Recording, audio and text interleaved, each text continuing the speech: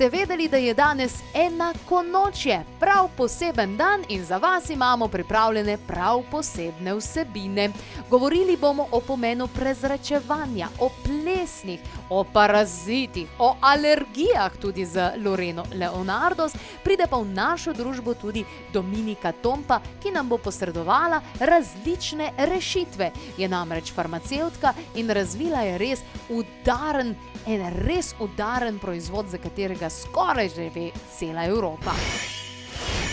Hvaležno pozdravljeni in dobrodošli. Če vam pa lahko kakšno knjigo priporočam, vam jo pa iz srca na zdravje. In ne nazdravljam z vami, boste pa vi zagotovo nazdravljali sami s sabo in svojim lastnim zdravjem, kajti tale knjiga Na zdravje Petra Amaljetija je dejansko tista, ki uči ljudi, kaj lahko za svoje zdravje storimo sami.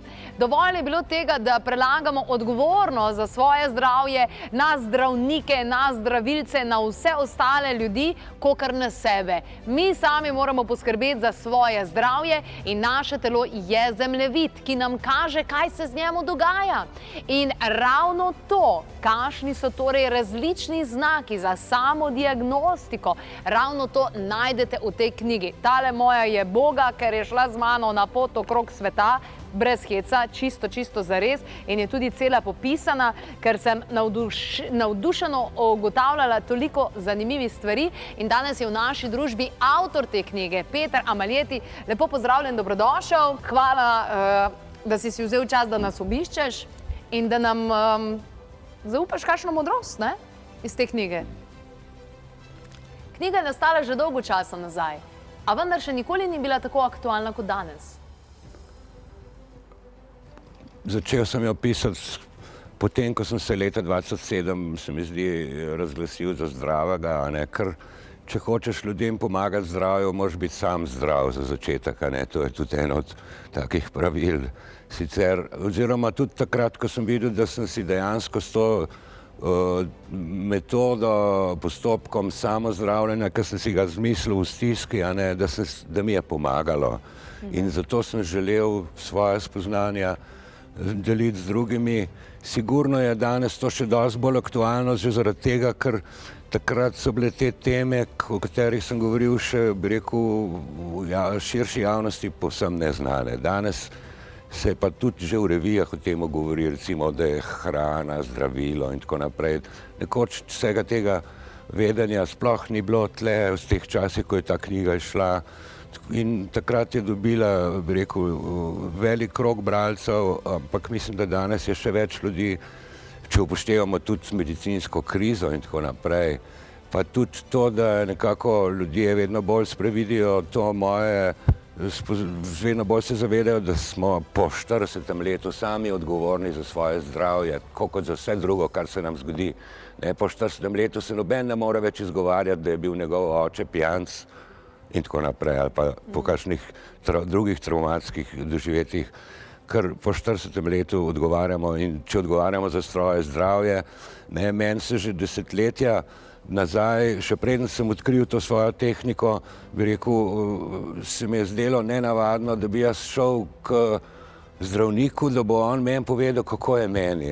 Mislim, v resnici je to paradoks, da bo nekdo drug povedal ti, kako je tebi, ker konec koncev sam si v samem sebi in si edini, ki zares lahko to veš. In semle bo kar pasala tale misel, Henry Miller, v našem svetu slepec vodi slepega, bolnik pa se gre zdraviti k bolniku. Nenehno napredujemo, a to je napredek, ki vodi na operacijsko mizo, v ubožnico, v omobolnico, v strelske jarke. No, Henry Miller je to napisal v 30-ih pred več kot 100 leti že, tako da on je bil dejansko genijalen človek in prerok.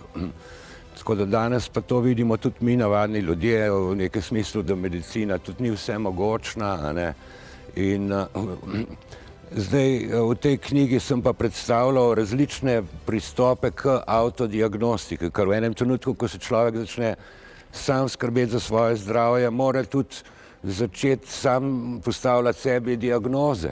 Prej je hodil k zdravniku, da mu je dal diagnozo v tem smislu. Zato sem se tle pač poglobil, da bi prikazal, kaj ti kot kot si tudi ti rekla, naše telo nam nenehno pošilja poročila o svojem stanju, bi rekel, bolezen, bolečina, to je že zelo ostro sporočilo telesa, da ne delamo nekaj pravilno.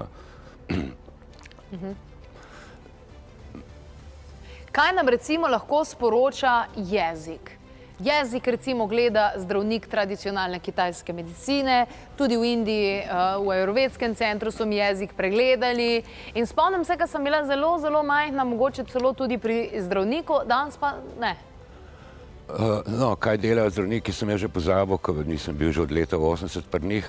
Seveda vsi gledajo, čeprav ti naši zdravniki bolj gledajo žrelo in žrelnico, no, ne bom zdaj to jim potikal.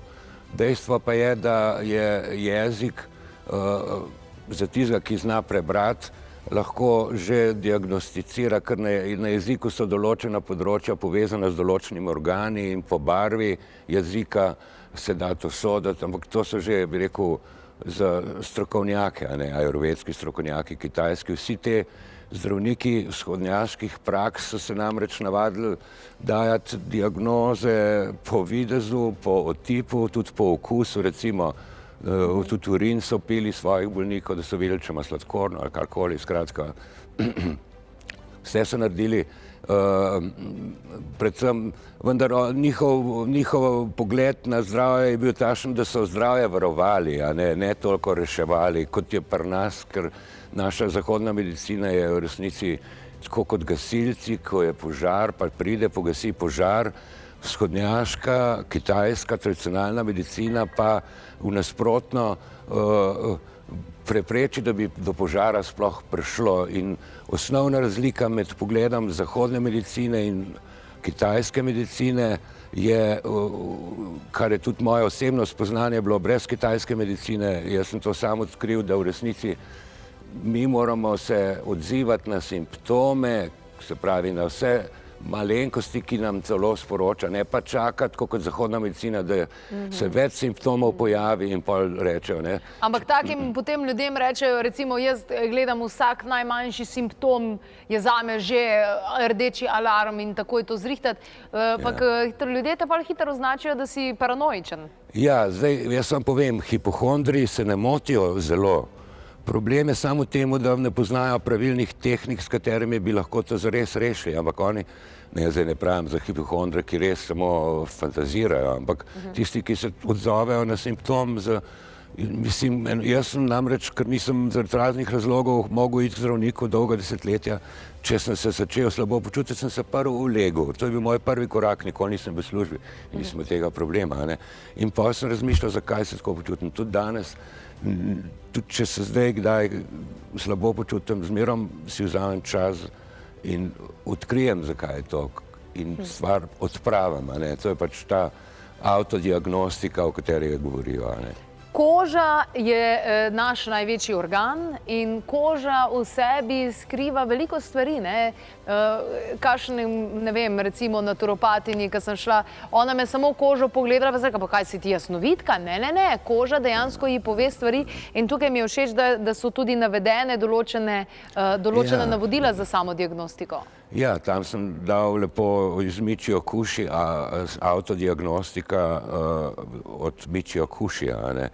Zdaj, mi recimo že vemo, nekdo, ki je bledičen, takšno slabo diha, ima probleme z dihanjem, naprimer. Nekdo, ki ima rdeče žilice, mi vemo že itak po tradiciji, ali je pijanec, ali ima pa slabo krvožilni sistem, ali pa oboje. Potem, jaz recimo, ne da bi me to zares zanimalo, sem opazil, da vsi rakasti bolniki v zadnjih fazah, če ne prej, postanejo popolnoma beli, popolnoma beli, ampak to je pač tudi posledica tega, ker tudi svetlobo mi presnavljamo in jo izločamo, te fotone, dočim pri raku pa se te fotonov več ne izloča in zato so tako beli, naprimer, tudi če bi spali dosti.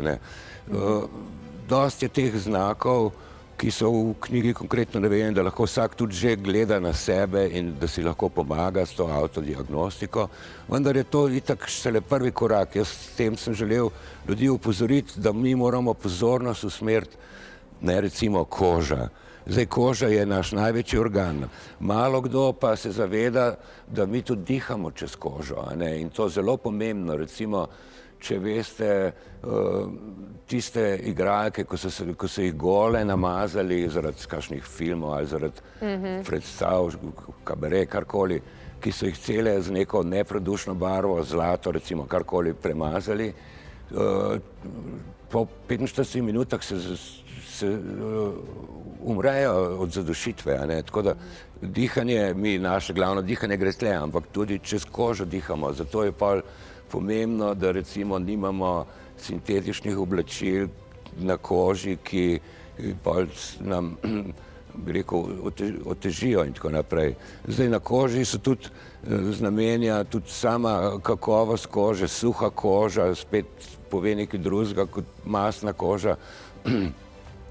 Suha koža tudi pove, da smo dehidrirani, kar je bi rekel, temeljni problem večine sodobnih ljudi je, da ne popijejo dovolj tekočine, ker oni pijejo pivo, flaširano, kar ni tekočina. Alkohol se ne šteje kot tekočina in tako naprej. Tekočina je samo voda, ne? Voda in čaj blagi, a ne, so zeliščni čaji so tudi, in juhe so, je tudi tekočina, a ne.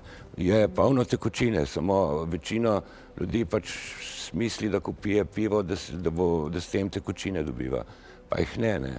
Tako da obenem je tudi na koži, lahko sledimo tudi preteklim dogodkom, recimo se začnejo pojavljati razni znamenja, ki so posledica preteklih turbulenc, prebavnih težav, unih težav, vse to se nam zapisuje na koži.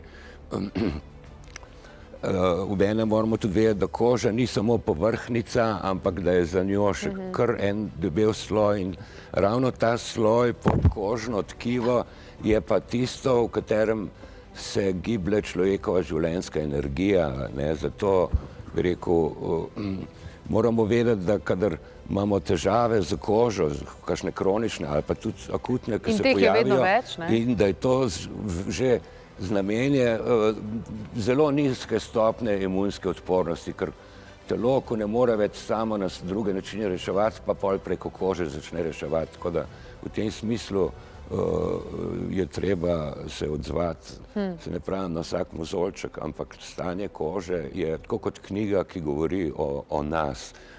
Pa ni samo koža ta, ne, seveda.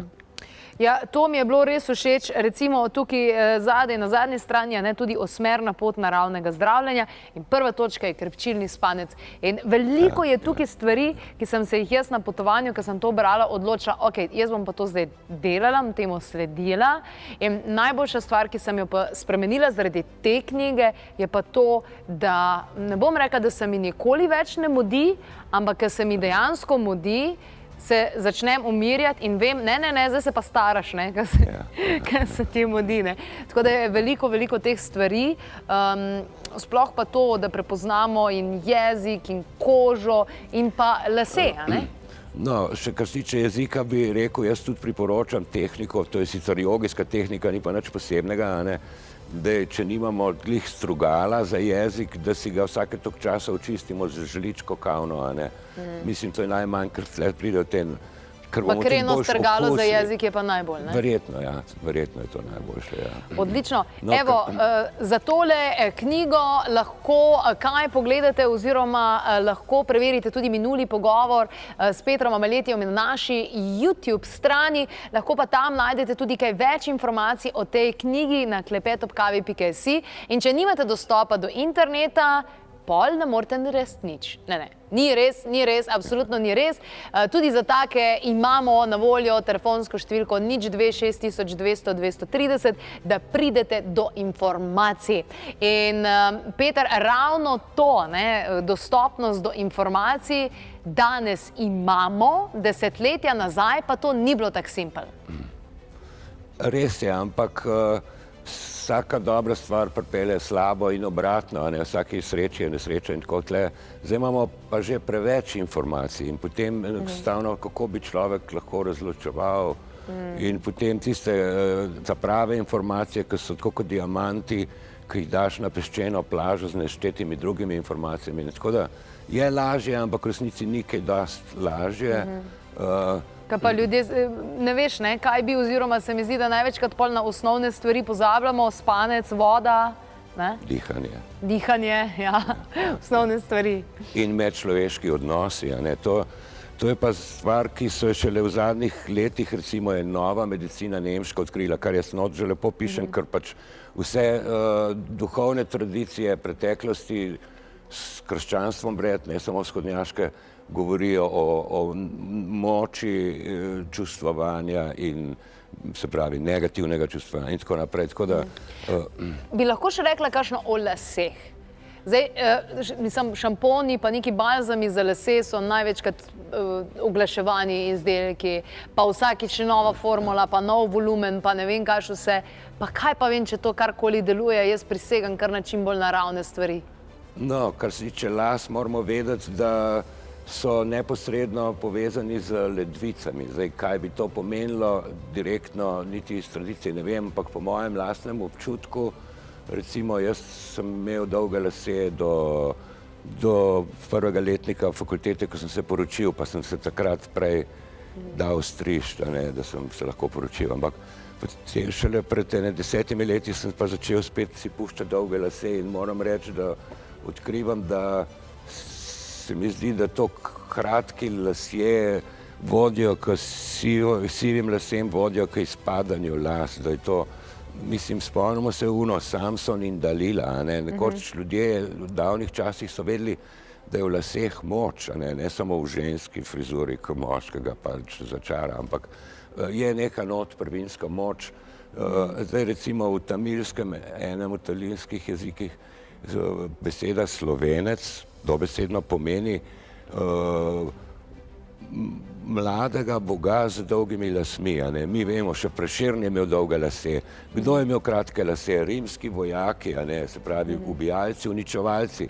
Vojaki imajo danes kriminalci, zato da DNK ne pustijo, da jih nasprotnik ne more za lase zagrabiti. Drugače pa vse druge tradicije v preteklosti so imeli ljudje dolge lase in to svetujem moškim in ženskam, da imajo dolge lase. Drugače je pa res, lasje so odvisni od beljakovin, zato vemo, če se nam ne svetijo, da imamo recimo jajce lahko, nekoč, jaz se spomnim, pred 10 leti je bilo tako. Jaz nisem strokovnjak za lase, lahko vidite po mojih laseh tudi, ampak dejstvo je, da v laseh, zakaj toliko prodajo izdelkov, ker lasje gledajo kot nekaj odvečnega in je nam v okras. Se pravi, to je prvi človekov okras, so ravno lasje, preden si da ženska gor. Seveda. So lasje, zato je toliko poudarka, ampak večino teh šamponov in podobno imajo not vse tiste strupe, eje in druge... Kar pride tudi v telo in do organov. Kar pa pride v telo, tako kot pride recimo, žal mi je bilo, ko sem to slišal, ampak jaz se niti ne tuširam, ker lajš ležim v kopeli. Recimo, če človek preveč močen tuš ima, kar je spodbujevalno, ampak potem tuš, ker v vseh teh vodah iz naših pip je noter so težke kovine in jih direktno not porine in mi moramo bežati pred težkimi kovinami, pred adrenalinom, pred radiacijo, vsemi temi stvarmi, ki jih ne moreš več očistiti, ko so enkrat v telesu. Najlepša hvala, Petra Maleti danes v naši družbi in pa tale knjiga Na zdravje vam je seveda na voljo, jaz verjamem, da jo boste srečali, če boste malce pobrskali, kajti kjer je volja, je tudi pot. Od tega, zakaj človek zboli, kako se lahko samo diagnosticiramo, na kakšne načine, kako pri dihanju, katere so tiste brezplačne stvari, za katere nič ne rabimo, razen volje, ja, tole najdete vse tukaj notri in hvaležna sem si, da sem tole knjigo vzela tudi zraven sabo na potovanje okrog sveta. Odprla mi je oči in veliko sem spremenila v svojem življenju in še boljše se počutim kot prej. precej alternativcev zdravnikov, jaz dobim po mailih njihova obvestila, zakaj in kako je dobro kaj uporabljati.